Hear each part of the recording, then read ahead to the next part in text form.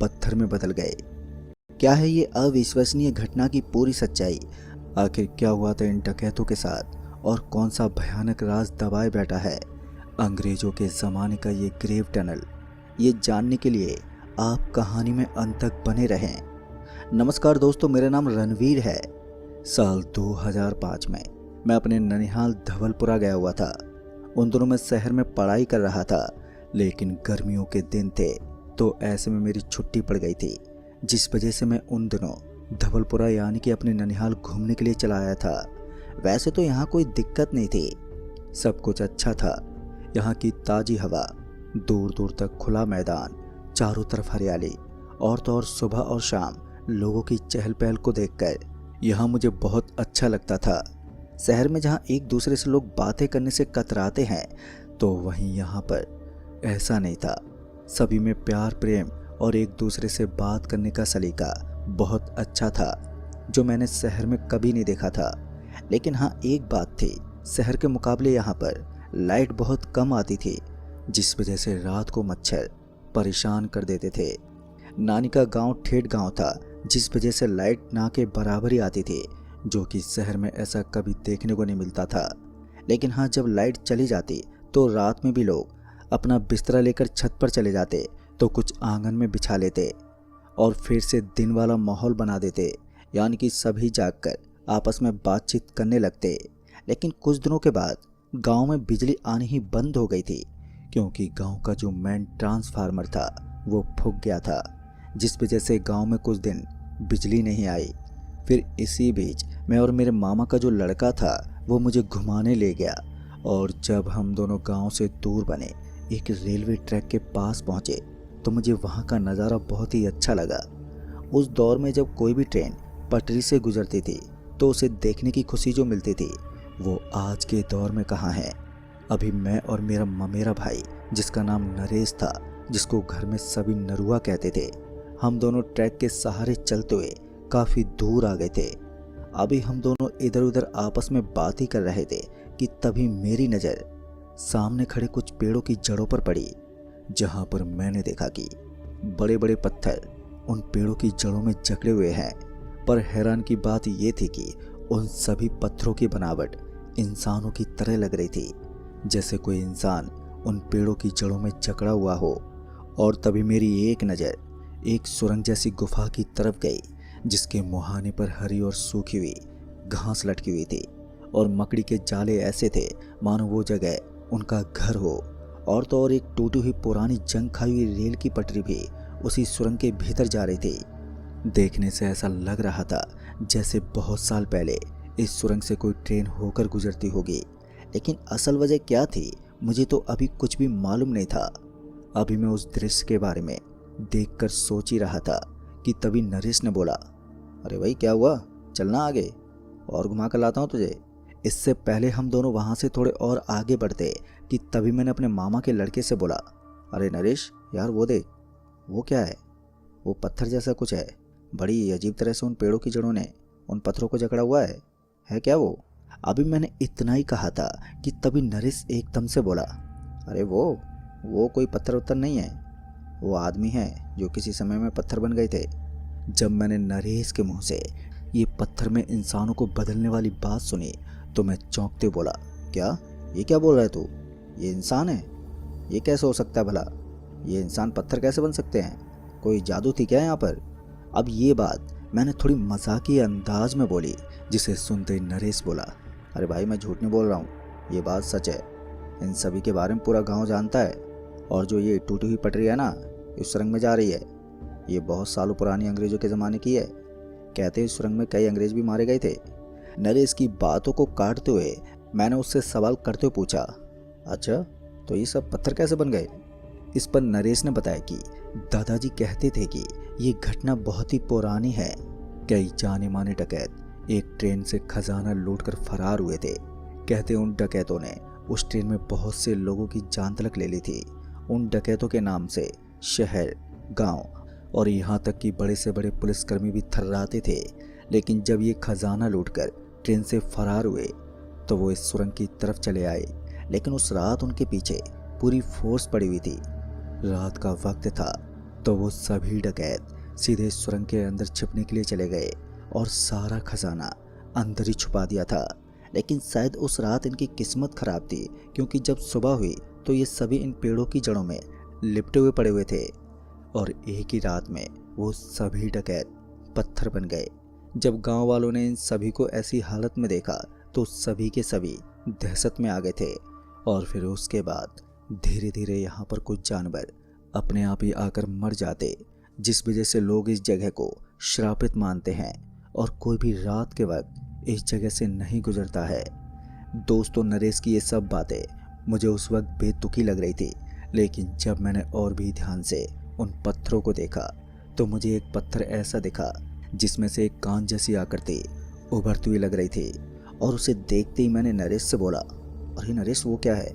ऐसा लग रहा है जैसे वो किसी का कान है। तभी नरेश ने मुझे उस आकृति के बारे में बताया और बोला, अरे भाई, ये उस आदमी का कान है और गांव के लोग कभी कभी उस कान में खजाने के बारे में पूछते हैं। और ऐसा एक बार हुआ भी था। कहते हैं किसी आदमी ने इसके कान में खजाने के बारे में पूछा था, जिसे थोड़ा सा खजाना मिल भी गया था, लेकिन पता नहीं वो कुछ ही दिनों के बाद लापता हो गया। नरेश की ये बात सुनते ही मैंने भी नरेश से जिज्ञासावश कहा, अरे यार, अगर ये सच है तो मैं भी कुछ पूछ लूं। इस पर नरेश ने हामी भर दी तो मैं अपने धीमे कदमों के साथ उन पत्थरों की तरफ बढ़ा। और जब मैं उस उभरते हुए कान वाले पत्थर के पास पहुंचा तो मैंने धीमी आवाज में कहा, उस रात क्या हुआ था तुम्हारे साथ? अभी मैंने इतना ही कहा था कि मुझे एक भयानक आवाज सुनाई दी, जिस वजह से मैं डर गया। और जब मैंने अपने चारों तरफ नजर घुमा कर देखा तो वहां पर कोई नहीं था। अभी मैं इस आवाज से हैरान ही था कि तभी मुझे ऐसा लगा कि मेरे आसपास कोई है और एक अजीब सी आवाज मेरे कानों में आनी शुरू हो गई थी, जिस वजह से मैं डरते हुए वहां से दूर हटने लगा। अभी मैं वहां से हटा ही था कि तभी एक ठंडी हवा का झोंका मेरे से आकर टकरा गया। मुझे ऐसा लगा जैसे किसी ने मुझे अभी अभी छुआ हो। अपने साथ ऐसा होता देख मैं अब थोड़ा और घबराने लगा, जिस वजह से मैंने अपने कदम सुरेश की तरफ बढ़ा दिए। और जब मैं उसके करीब पहुंचा तो जो हवाएं अभी धीमी रफ्तार में थी अब वो तेज हो गई थी।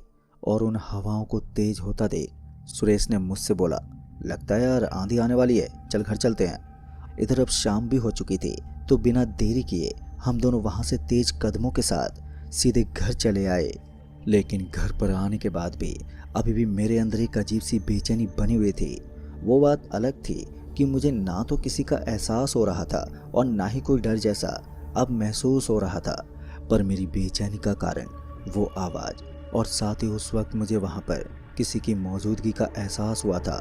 वही मेन कारण था जिनको लेकर मेरे भीतर ढेरों सवाल रह रहकर उमड़ रहे थे, जिनसे मेरे भीतर अभी भी बेचैनी बनी रही। तभी मैंने ये बात अपने भाई सुरेश से बताई तो उसने मेरी इस बात को हंसकर टाल दिया और एक मजाकिया अंदाज में बोला, अरे लगता है यार उन डकैतों की आत्मा तेरे भीतर घुस गई है। अरे पागल, आज तक ऐसा किसी के साथ नहीं हुआ है। अगर ऐसा होता ना तो ना जाने गांव के लोगों के भी पीछे उन डकैतों की आत्मा पड़ जाती। चल खाना पीना कर ले और फिर ऊपर छत पर सोने चलते हैं। सुरेश ने तो मेरी इस बात को नहीं माना, लेकिन मुझे उस सुरंग वाली जगह पर जाकर ये एहसास ज़रूर हो गया था कि ज़रूर वहाँ पर कुछ तो है जो मुझे बेचैन कर रहा है, क्योंकि आज तक मैं कभी भी इतना बेचैन ही नहीं हुआ था। लेकिन आज मेरे साथ कुछ अजीब सा था। खैर मैंने भारी मन से खाना पीना किया और फिर सुरेश के साथ छत पर चला आया। पर एक बात थी कि यहाँ पर जैसे शाम होती कि हरामखोर मच्छर डंक मारना शुरू कर देते थे, जिस वजह से साला हाथ पैरों में खुजली होती थी। खैर कुछ देर आपस में बात करते हुए हम दोनों अपने अपने बिस्तर पर लेट गए। उस रात अंधेरी रातें चल रही थी, क्योंकि कुछ दिनों पहले ही चांदनी रातों का समय खत्म हो गया था, जिस वजह से गांव में दूर दूर तक कुछ भी दिखाई नहीं दे रहा था। हाँ, गांव में जो कुत्ते थे उनकी भौंकने की आवाज़ें ज़रूर सुनाई दे जा रही थी। पर अब सुरेश करवट लेते हुए सो गया था और वही मैं अभी भी करवटें लिए मन में वही सब बातें सोच रहा था जो मेरे साथ हुई थी। और फिर उन्हीं विचारों के साथ मेरी कब आंख लग गई मुझे कुछ भी मालूम नहीं। लेकिन दोस्तों, मेरी आंख तब खुली जब मैं हड़बड़ाते हुए एक रेल के डिब्बे में सवारियों के बीच खड़ा था। और जब मैंने अपने आसपास देखा तो उस डिब्बे में चीख चिल्लाहट मच रही थी।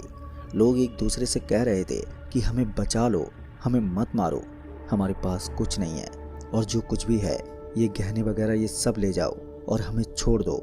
इन सभी के पीछे एक बड़ा कारण ये था कि कुछ आदमी उस रेल के डिब्बे में सवारियों के साथ मारपीट और छीना झपटी कर रहे थे और वो सभी सवारियां डरते हुए उनके आगे हाथ जोड़कर रोए जा रही थी।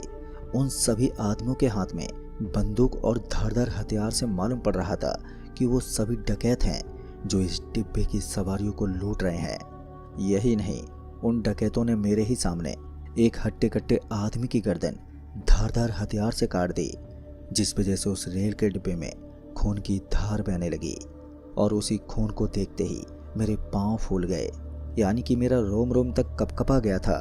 सभी सवारियां कोनों में इस तरह से दुबक गईं जैसे उनके भीतर कोई भयानक डर बैठ गया हो, और इसी का फायदा उठाते हुए उन डकैतों ने सभी सवारियों का जो कीमती सामान था वो लूट लिया, और यहाँ तक कि सबके सोने चांदी के गहने भी। तभी वो ट्रेन एक झटके से रुकी और वो सभी डकैत उस ट्रेन से उतर गए, और उन्हीं के साथ साथ मैं भी। और जब मैं छिपते छुपाते उनके पीछे पहुंचा तो वो एक सुरंग के भीतर सारा सामान लेकर चले गए। फिर मैंने भी धीमे कदमों के साथ उस अंधियारी रात में अपने कदम उस सुरंग में दाखिल किए, और जब मैंने छिपकर उन डकैतों को देखा तो कोई बैठकर बीड़ी पी रहा था तो कोई आपस में गाली देकर बातें कर रहा था, यानी कि वो सभी आपस में कुछ बातें कर रहे थे। उनकी बातों से मुझे ऐसा लग रहा था कि उन सभी के बीच लूटे हुए सामान के बंटवारे को लेकर आपस में बहस हो रही थी। जैसा कि मैं आपको बता दूं कि जब भी कोई चोर चोरी करते हैं तो उनमें लूटे हुए सामान के बंटवारे के लिए आपस में बहस हो ही जाती है, और यही दृश्य मुझे इन डकैतों के बीच देखने को मिल रहा था। लेकिन मुझे डर था कि कहीं उन डकैतों की नज़र मुझ पे ना पड़ जाए, लिहाजा मैं उन सभी के साथ हो रही एक्टिविटी पर ध्यान से छिपते हुए नजर रखता रहा।